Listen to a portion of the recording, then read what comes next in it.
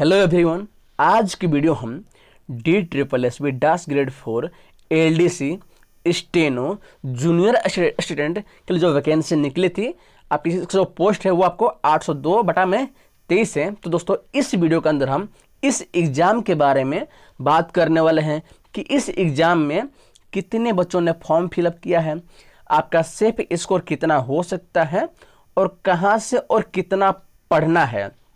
और जो आज की वीडियो हम बात करेंगे आपके स्ट्रेटेजी के बारे में।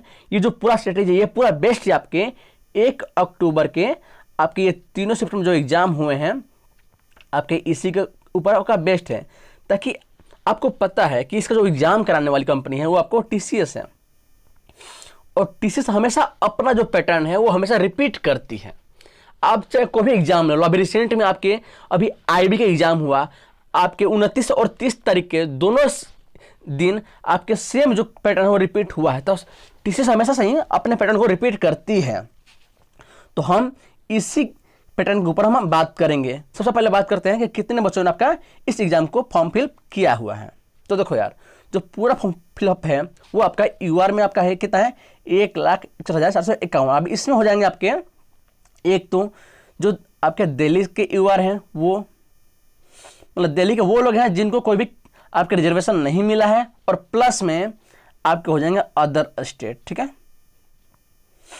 Other state. ठीक है, अगर बात करें आपके OBC की तो इसमें आपका है पूरे 57,216, और ये सिर्फ और सिर्फ आपके ये सिर्फ दिल्ली वाले हैं। अदर स्टेट के OBC आपके UR में ही आपके ऐड होते हैं। EWS की बात करें तो ये आपके 24,190, ये भी सिर्फ दिल्ली के ही हैं। SC की बात करें तो 87,338, ये पूरे आपके ऑल ओवर इंडिया के हैं। और सेम यहाँ पर ST के जो हैं वो 25,239, ये भी पूरे ऑल ओवर इंडिया के बच्चे होते हैं। तो ये आपका जनरली फॉर्म फिल किया गया है इतने बच्चों का। ये अगर हम उसको टोटल करते हैं तो लगभग ये आपके 3.5 लाख करीब पहुँचते हैं। तो आप ये मानकर चले कि 3.5 लाख बच्चों ने इस एग्ज़ाम के लिए फॉर्म फिलअप किया हुआ है। अगर हम बात करते हैं आपके अटेंडेंस को लेकर कि कितने बच्चों ने इस पेपर को अटेम्प्ट किया है आपके 1 अक्टूबर को, ठीक है, तो आप हैरान हो जाएंगे कि मुश्किल से आपके 15 से 18% बच्चे ही इस एग्जाम को अटेंड किए हैं। ठीक है, तो आप ये मानकर चले अगर हम 3.5 लाख का अगर हम 15 से 18% निकालते हैं तो ये मुश्किल से आपके ये 50 से 60 हज़ार बनता है। तो आप दोस्तों ये मानकर चले कि आपके जो पूरे ओवरऑल एग्जाम में बैठेंगे वो मुश्किल से 50 से 60 हज़ार बच्चों के बीच में ही आपका कंपटीशन है। इतने बच्चे आपके एग्जाम में बैठने वाले हैं, समझ गए।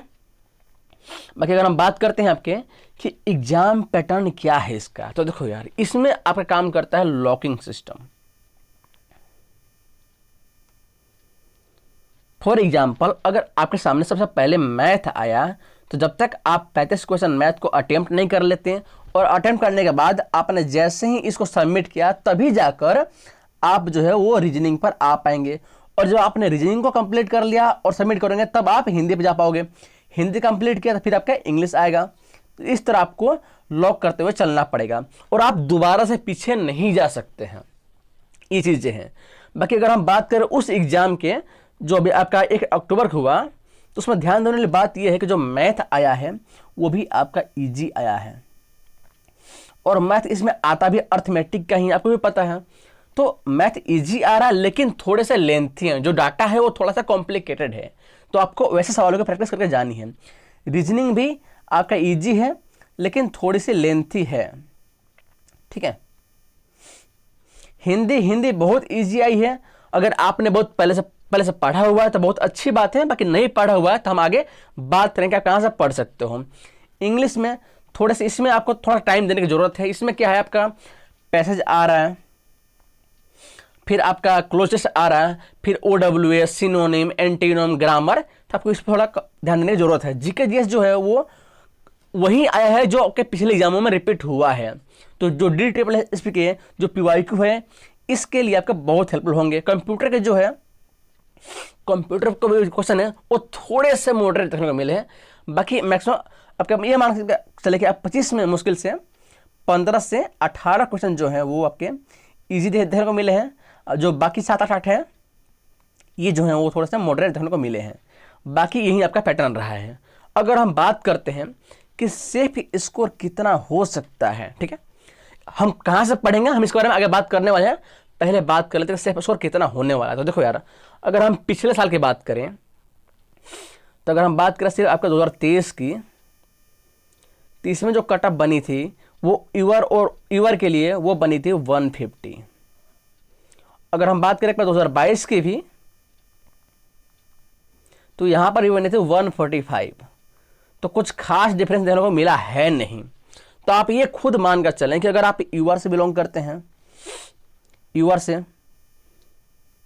या ओबीसी से या ईडब्ल्यूएस से, अगर आप इन तीनों कैटेगरी से बिलोंग करते हैं तो आप ये मानकर चलें कि भाई आपको कम से कम 150 का टारगेट तो लेकर चलना ही चलना है। इतने तो क्वेश्चन आपके लगभग सही होने ही चाहिए। कैसे होंगे मैं आपको आगे बताने वाला हूं। और अगर आप SC/ST से बिलोंग करते हो तो भाई 130 प्लस तो आप इतना लेकर ही चलें।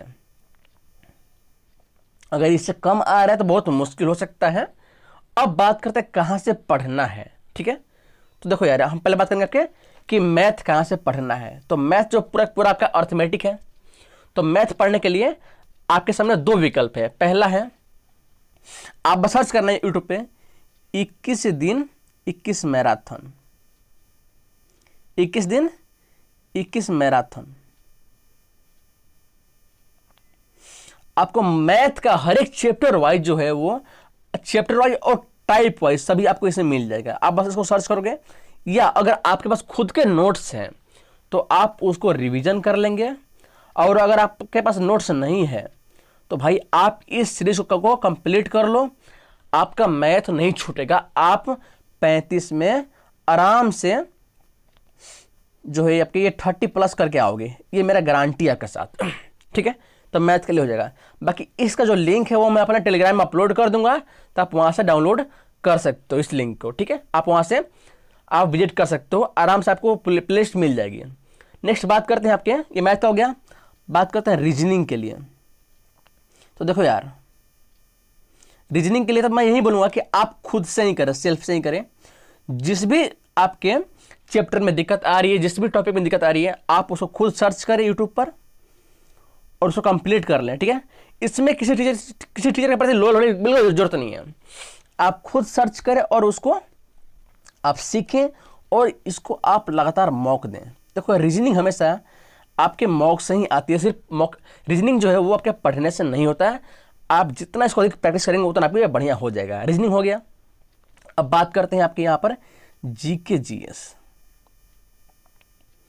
तो देखो यार, जीके जीएस के लिए मैं आपको 500 क्वेश्चन की मैराथन में आपको मैं ला दूंगा। आप आराम उसको देख चल जाना। आप आराम से 35 में 15 प्लस का स्कोर कर लोगे।